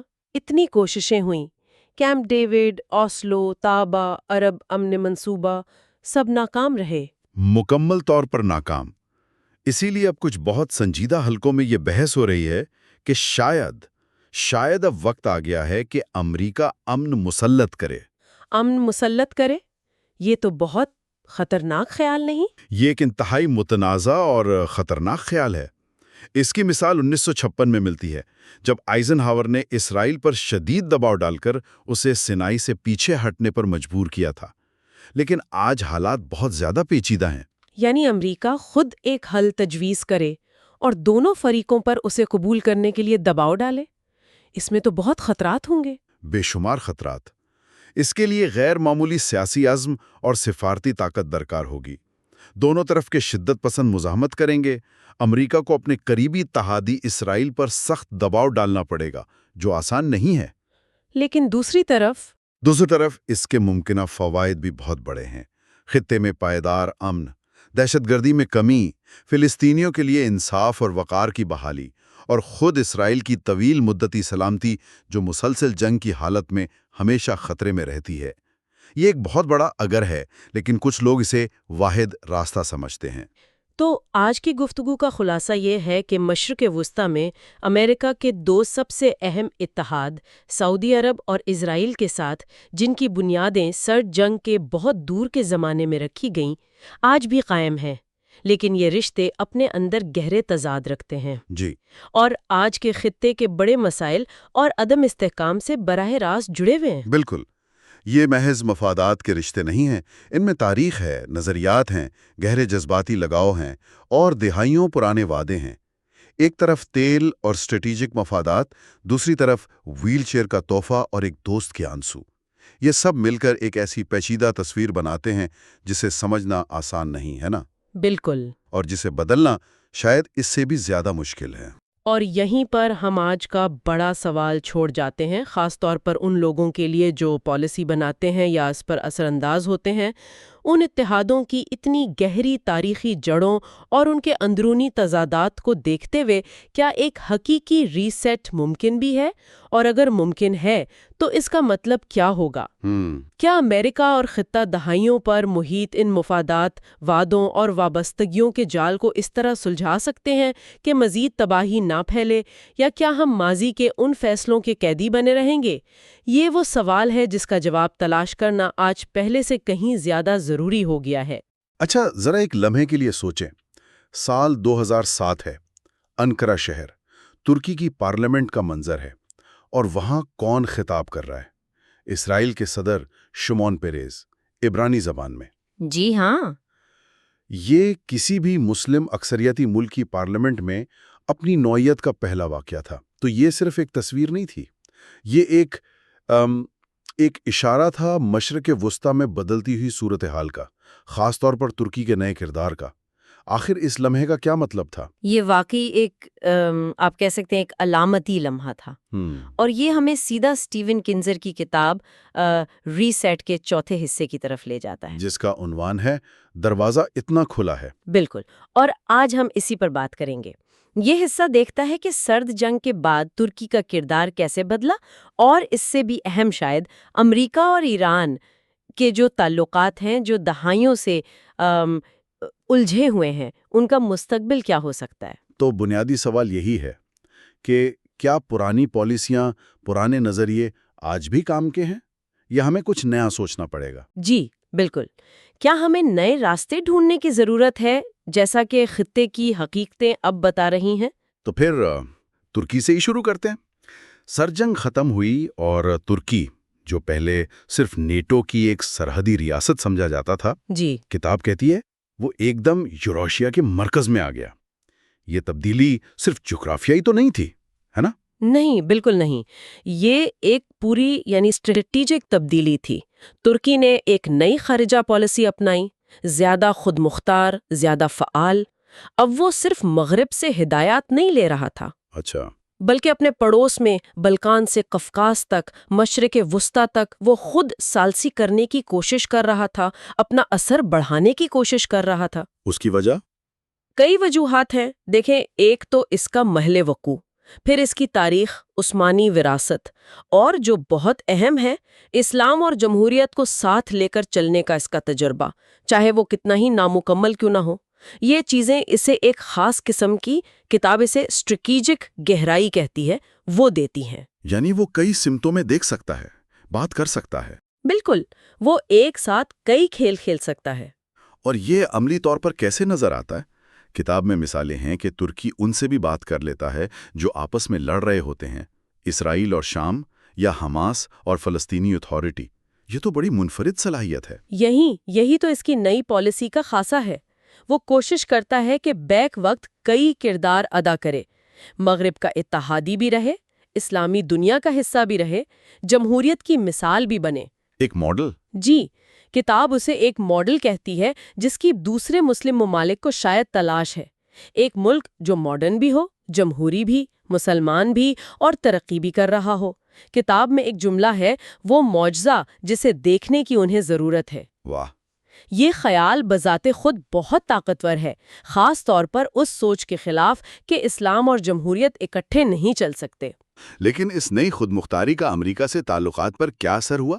کتاب میں ایک لفظ ہے ڈی کپلڈ، یعنی الگ ہو جانا۔ کیا مطلب ہے اس کا؟ ترکی اب اتحادی نہیں رہا؟ دیکھیں، ڈی کپل کا مطلب شاید مکمل علیحدگی نہیں ہے۔ مطلب یہ ہے کہ ترکی اب صرف امریکی مدار میں نہیں گھوم رہا۔ وہ اپنی پالیسیاں اپنے مفاد کے مطابق بنا رہا ہے، کبھی وہ امریکہ کے ساتھ ہوتی ہیں، کبھی نہیں۔ لیکن دلچسپ بات یہ ہے، مصنف کہتا ہے کہ ترکی کا یہ نیا کردار، یہ زیادہ آزادی، اصل میں لمبے عرصے میں امریکہ کے لیے بھی فائدہ مند ہو سکتی ہے۔ وہ کیسے؟ کیونکہ ترکی ان جگہوں پر، ان گروہوں تک پہنچ سکتا ہے جہاں امریکہ نہیں پہنچ سکتا، یا جہاں امریکہ کو پسند نہیں کیا جاتا۔ وہ ایک پل بن سکتا ہے۔ یہ تو ہوئی باہر کی بات۔ جی، لیکن کیا ترکی اندر سے اتنا مضبوط ہے کہ یہ کردار نبھا سکے؟ کتاب میں اندرونی چیلنجز کا بھی کافی ذکر ہے۔ یقیناً، اور یہ تصویر کا دوسرا رخ ہے جو زیادہ پیچیدہ ہے۔ ترکی کی جمہوریت کو بہت سے چیلنجز ہیں۔ اظہار رائے کی آزادی، خاص طور پر صحافیوں، دانشوروں کے لیے یہ ایک بڑا مسئلہ رہا ہے۔ فوج کا کردار؟ فوج کا کردار سیاست میں، ہاں، وہ پہلے سے کم تو ہوا ہے، لیکن بالکل ختم نہیں ہوا۔ پھر اقلیتیں ہیں، کرد ہیں، غیر مسلم ہیں، ان کے حقوق کا معاملہ ابھی پوری طرح حل نہیں ہوا۔ قوم پرستی کا بھی ذکر ہے۔ جی ہاں، نیشنلزم بہت مضبوط ہے وہاں، اور وہ کبھی کبھی اصلاحات میں رکاوٹ بن جاتا ہے۔ پھر میڈیا ہے جو کمزور ہے، کچھ حصوں میں کرپٹ بھی، اور تعلیمی نظام جو تنقیدی سوچ کے بجائے رٹا لگانے پر زور دیتا ہے۔ یہ سب چیزیں مل کر ترکی کی جمہوری ترقی کو سست کرتی ہیں۔ اور یورپی یونین کی ممبرشپ، وہ تو ایک بہت بڑا خواب تھا ترکی کے لیے۔ اس کا کیا بنا اور اس کے کیا اثرات ہوئے ہیں؟ یورپی یونین کی رکنیت کا امکان، وہ ایک لمبے عرصے تک ترکی میں اصلاحات کا سب سے بڑا انجن تھا۔ جمہوریت، انسانی حقوق، ان سب پر کام ہو رہا تھا اسی امید پر۔ لیکن پھر جب یورپ سے، خاص طور پر فرانس، جرمنی جیسے بڑے ملکوں سے سرد مہری دکھائی گئی اور یہ لگا کہ دروازہ بند ہو رہا ہے، اچھا، تو اس کے بہت منفی اثرات ہوئے۔ ایک تو ترکی کے اندر اصلاحات کی رفتار کم ہو گئی، جو لوگ اصلاحات چاہتے تھے وہ مایوس ہوئے۔ اور دوسرا یہ کہ ترکی نے خارجہ پالیسی میں دوسرے آپشنز دیکھنے شروع کر دیے، دوسرے دوست تلاش کرنے شروع کر دیے، جیسے روس، چین، مشرق وسطیٰ کے ممالک۔ کتاب کہتی ہے کہ اگر ترکی یورپی یونین میں شامل ہو جاتا تو دونوں کا فائدہ تھا۔ مصنف کی دلیل تو یہی ہے کہ یہ ایک ون ون سچویشن ہوتی۔ یورپ کو ایک بڑا متحرک ملک ملتا، مشرق اور مغرب کے بیچ ایک پل، یورپ کا اسٹریٹجک وزن بڑھتا، اور یہ اسلامی دنیا میں انتہا پسندی کے خلاف ایک بہت بڑا پیغام ہوتا۔ اور ترکی کے لیے؟ ترکی کے لیے جمہوریت مضبوط ہوتی، معیشت بہتر ہوتی۔ کتاب کہتی ہے کہ ترکی کو انکار کرنے کا مطلب پوری مسلم دنیا کو یہ پیغام دینا تھا کہ آپ جتنی بھی کوشش کر لیں، مغرب آپ کو کبھی پوری طرح قبول نہیں کرے گا۔ تو یہ ایک ضائع شدہ موقع لگتا ہے۔ تو ترکی کی یہ کہانی ہے جس میں امید بھی ہے، چیلنجز بھی ہیں، یہ ہمیں خطے کے ایک اور اہم ملک کی طرف لے جاتی ہے، ایران، جس کے ساتھ امریکہ کے تعلقات تو بس سمجھے برف بنے ہوئے ہیں۔ جی ہاں۔ اور کتاب اس معاملے کو بالکل ایک نئے زاویے سے دیکھتی ہے، خاص طور پر وہ جرمنی والا موازنہ، دوسری جنگ عظیم کے بعد والا، وہ تو بہت چونکا دینے والا ہے۔ جی ہاں، وہ موازنہ اس تجزیے کی بنیاد ہے۔ دوسری جنگ عظیم کے بعد اتحادی، خاص کر امریکہ، کیا کر سکتا تھا؟ جرمنی کو سزا دیتا، اس پر تاوان لگاتا، اسے الگ تھلگ کر دیتا، جیسا پہلی جنگ عظیم کے بعد ہوا تھا اور جس کے نتائج تباہ کن نکلے۔ یا پھر دوسرا راستہ تھا، جرمنی کی مدد کرنا، اسے دوبارہ پیروں پر کھڑا کرنا، اسے یورپی برادری کا حصہ بنانا۔ انہوں نے مارشل پلان کے ذریعے دوسرا راستہ چنا، اور وہ کامیاب رہا، غیر معمولی طور پر کامیاب رہا۔ آج جرمنی یورپ کے استحکام کی بنیاد ہے۔ تو کتاب سوال اٹھاتی ہے کہ ایران کے معاملے میں امریکہ نے پہلا راستہ کیوں چنا؟ کیا 1979 کا وہ یرغمالی بحران کا غصہ؟ کیا کسنجر کا وہ جملہ کہ وہ ہمیں ذلیل کرنا چاہتے ہیں، ہمیں انہیں ذلیل کرنے کی ضرورت ہے؟ کیا یہ چیزیں قومی مفاد پر حاوی ہو گئیں؟ کیا خارجہ پالیسی جذبات پر چلنی چاہیے یا ٹھنڈے دماغ سے حقائق کو دیکھ کر؟ یہی سوال ہے۔ تو کتاب کی بنیادی دلیل پھر یہ ہوئی کہ ایران کو الگ تھلگ رکھنے کی پالیسی، اس سے بات نہ کرنے کی پالیسی، اصل میں خود امریکہ کے اپنے مفادات کے لیے نقصان دہ ثابت ہوئی ہے۔ بالکل، یہی مرکزی نقطہ ہے کہ یہ دہائیوں کی علیحدگی نہ صرف ایران کا رویہ بدلنے میں ناکام رہی، بلکہ اس نے امریکہ کے لیے خطے میں اپنے بہت سے اہم مقاصد حاصل کرنا بھی مشکل بنا دیا۔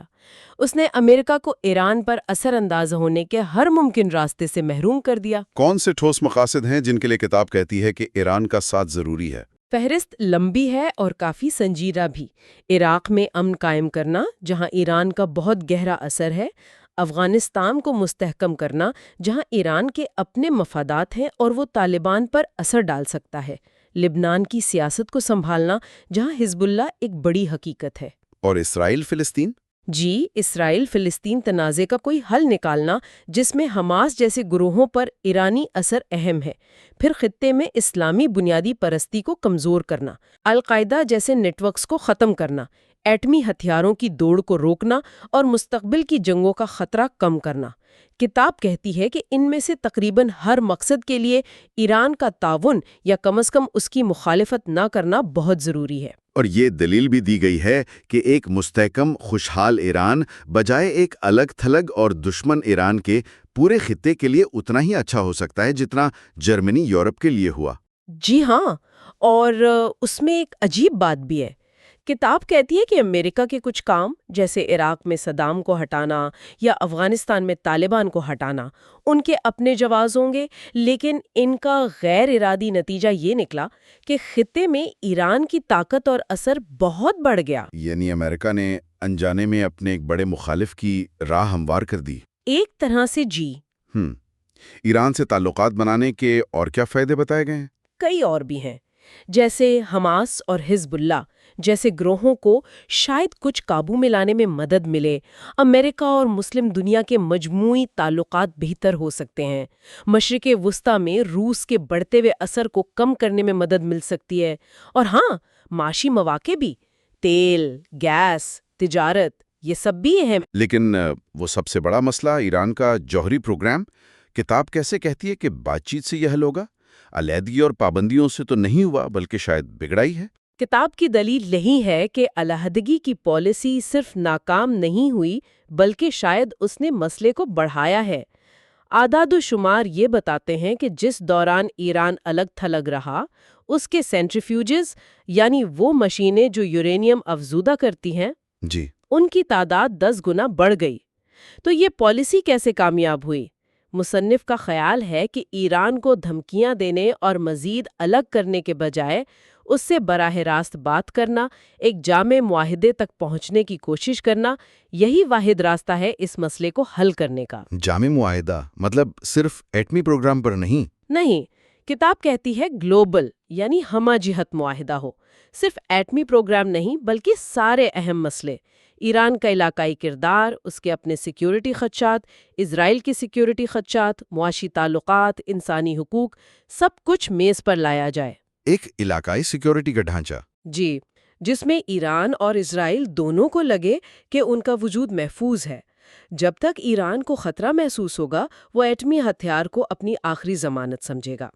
کتاب ایک مثال دیتی ہے، ایران عراق میں امن لانے میں کیوں مدد کرے گا اگر اسے ڈر ہو کہ امریکہ کل کو ایک مستحکم عراق کو ایران پر حملے کے لیے استعمال کر سکتا ہے۔ بات تو سمجھ آتی ہے، یعنی سب معاملات جڑے ہوئے ہیں۔ بالکل، ان کو الگ الگ نہیں دیکھا جا سکتا۔ اور اس سلسلے میں 9/11 کے بعد کا ایک موقع بھی تھا جو کھو دیا گیا۔ ہاں، یہ ایک تلخ یاد دہانی ہے۔ 9/11 کے بعد ایران نے دہشت گردی کے خلاف جنگ میں، خاص کر افغانستان میں، امریکہ کو خفیہ طور پر مدد کی پیشکش کی تھی۔ اچھا۔ جی، لیکن بش انتظامیہ نے نہ صرف وہ پیشکش ٹھکرائی، بلکہ کچھ عرصے بعد ایران کو برائی کے محور یعنی ایکسس آف ایول کا حصہ قرار دے دیا۔ یہ ایک بہت بڑا سفارتی موقع تھا جو ضائع ہو گیا۔ ایران کے اندر کی صورتحال کیا ہے؟ عوام کیا سوچتے ہیں؟ کیا وہاں تبدیلی کی کوئی امید ہے؟ یہ بہت اہم نکتہ ہے۔ کتاب کہتی ہے کہ ایرانی عوام کی اکثریت، خاص طور پر نوجوان، وہ امریکہ مخالف نہیں ہے۔ وہ امریکی کلچر، ٹیکنالوجی، جمہوری قدروں میں دلچسپی رکھتے ہیں۔ واقعی؟ جی، مصنف اسے امریکہ کے لیے ایک انمول اسٹریٹجک اثاثہ کہتا ہے، جسے کئی سالوں کی دشمنی کی پالیسی نے تقریباً برباد کر دیا ہے۔ تو پھر امریکی پالیسی بنانے والوں کو کیا کرنا چاہیے اس حوالے سے؟ تجویز یہ ہے کہ مذاکرات میں امریکی نمائندے ایرانی حکومت کو ایسی کوئی رعایت نہ دیں جس سے ایران کے اندر جمہوریت اور انسانی حقوق کی بات کرنے والے کمزور ہوں۔ لیکن ساتھ ہی ایرانی حکومت اور معاشرے کو دنیا سے جوڑنا، انہیں تنہائی اور خوف سے نکالنا، یہ اندرونی تبدیلی کے لیے بہتر ماحول بنا سکتا ہے۔ ایران کی اپنی ایک جمہوری تاریخ بھی ہے جو 1906 کی آئینی تحریک تک جاتی ہے۔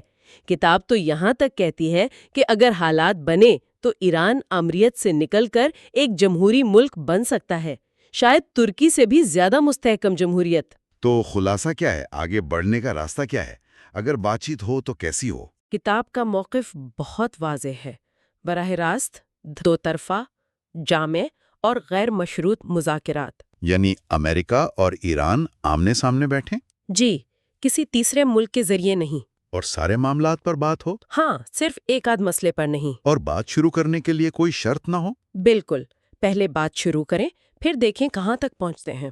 لیکن ایران کے ماضی کے جو کام ہیں، دہشت گردی کی حمایت، خوبر ٹاورز بم دھماکہ، ان سب کو کیا بھول جائیں؟ نہیں، بالکل نہیں۔ کتاب ان سب کو مانتی ہے، ان کی سنگینی کو کم نہیں کرتی، لیکن دلیل یہ ہے کہ خارجہ پالیسی صرف ماضی کی شکایتوں اور غصے پر نہیں چل سکتی۔ صحیح۔ پالیسی ہمیشہ مستقبل کے قومی مفاد کو دیکھ کر بنتی ہے۔ ماضی کو یاد رکھنا ضروری ہے، لیکن ماضی کا قیدی بننا عقل مندی نہیں۔ اس کی مثال نکسن اور چین والی دی گئی ہے۔ بالکل۔ 1970 کی دہائی میں چین کیا تھا؟ کمیونسٹ آمیریت، انسانی حقوق کا برا حال، امریکہ کا دشمن۔ لیکن نکسن اور کیسنجر نے یہ نہیں کہا کہ پہلے چین بدلے گا تو بات کریں گے۔ انہوں نے پہل کی۔ انہوں نے پہل کی، بیجنگ گئے، شنگھائی اعلامیہ جاری کیا۔ اس نے کیا کیا؟ اس نے اختلافات کو مانا لیکن مشترکہ مفادات بھی بتائے اور بات چیت کا ایک راستہ کھولا۔ پیغام یہ تھا، سفارتکاری رویے میں تبدیلی سے پہلے آتی ہے، بعد میں نہیں۔